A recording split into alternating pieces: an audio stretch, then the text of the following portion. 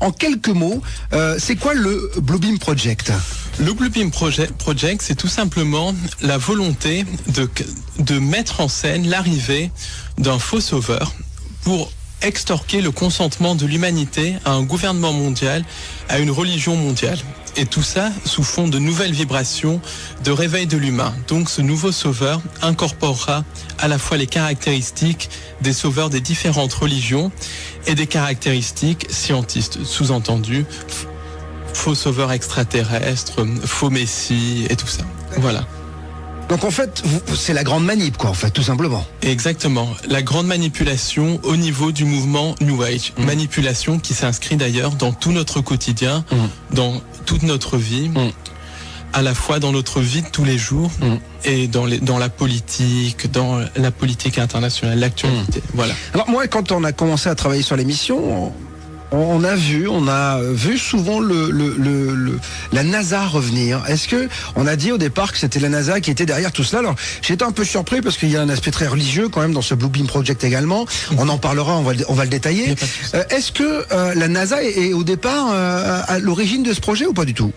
Clairement, la NASA est un des fers de lance du projet. La NASA va être utilisée dans ce projet, mais la NASA n'est pas du tout à l'origine de ce projet. Ce qui est à l'origine de ce projet, c'est essentiellement ce qu'on peut appeler les Illuminati, ce qui est complètement différent des Illuminés de Bavière. Certaines races d'entités extraterrestres ou d'entités sans âme que certains qualifient de reptiliens, d'autres qualifieront dans le langage plus judéo-chrétien de démons, certaines autres personnes les qualifieront de djinns, en bref des entités non humaines. Et il y a également certaines sociétés secrètes qui sont utilisées par les Illuminati, utilisées par les entités non humaines pour mettre en place ce projet. Est-ce qu'il a des chances d'aboutir véritablement ce projet ? Ou est-ce qu'on est vraiment dans une utopie? Parce que arriver à un moment donné, se dire bon, je vais manipuler le monde entier, on peut le faire avec des gens qui sont pas quand un QI, tu vois, proche d'une huître. Mais à un moment donné, quand on réfléchit un petit peu, bon, on se dit quand même, il faut pas nous prendre pour des cons, non?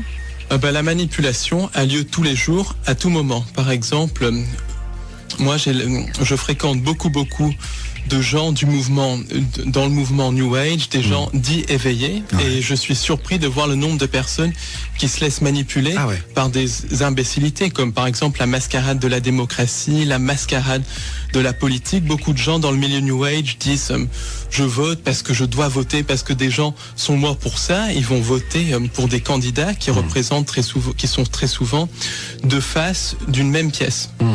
On voit aussi beaucoup de gens qui sont dans soi-disant réveillés, mais qui sont dans cette optique de l'arrivée d'un sauveur externe et tout ça. Donc la manipulation fonctionne très bien. Un exemple de manipulation, c'est la manipulation du 11 septembre. Il faut savoir que on avait fait un sujet le 11 septembre dernier, très belle émission dessus, à 2 heures, c'était magnifique. Il faut savoir par exemple que lors du 11 septembre, beaucoup d'Américains disaient que Bush ne faisait pas assez pour les protéger.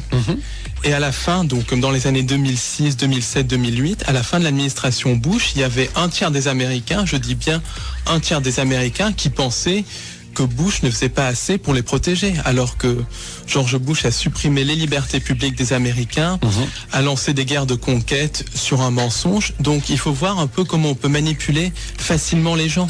On a toujours la sensation, Paul, que tout ça vient des États-Unis. Est-ce que c'est vrai qu'au départ, la genèse, elle est américaine ou pas? Pas du tout, pas du tout. La genèse de tous ces projets, alors si on remonte à très loin dans le temps, à l'époque sumérienne, égyptienne, babylonienne, à l'époque des civilisations anciennes, la genèse, c'est essentiellement la civilisation de Sumer, la civilisation égyptienne, donc qui est en fait civilisation de Sumer qui allait jusqu'au Caucase, jusqu'en Iran, la civilisation égyptienne, mais il y a aussi un rôle très important de la Chine, du nord de l'Inde, de certaines régions du Tibet. Donc c'est une genèse qui est...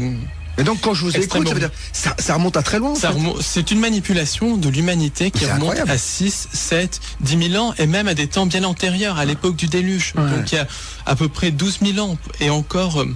Mais déjà, Paul, moi j'ai l'impression quand même qu'aujourd'hui, les religions, elles manipulent déjà tout le monde. C'est-à-dire que... j'en viens justement de nos jours, en fait, le point principal de la manipulation, c'est l'Europe. Alors je dirais qu'il y a plusieurs lieux de manipulation. Le lieu de manipulation numéro 1, c'est la Cité de Londres qui manipule la finance.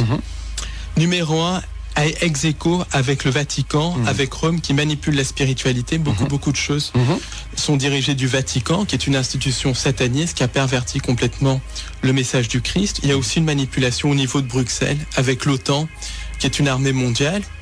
Au niveau aussi de l'Allemagne, parce que les réseaux nazis sont extrêmement importants dans ce qu'on peut appeler le nouvel ordre mondial. Et au niveau de la ville de Paris, la ville lumière, qui est une des capitales philosophiques du nouvel ordre mondial. Donc c'est au niveau de l'Europe qu'a lieu l'essentiel de la manipulation.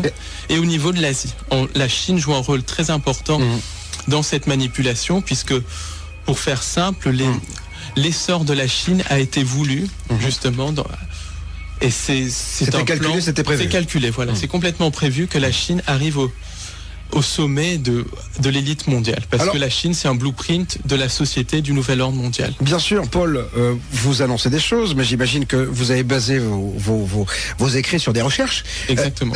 Comment s'est passé déjà vos recherches et sur quoi vous vous appuyez? Alors écoutez, déjà je m'appuie sur 20 ans de recherche, puisque j'ai 32 ans, mais j'étudie ça depuis l'âge de 12-13 ans.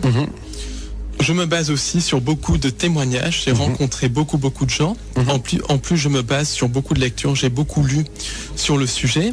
J'ai aussi une formation scientifique. Je suis biologiste et journaliste scientifique de formation. Donc j'arrive quand même à décerner ce qui est vrai et ce qui est pas vrai.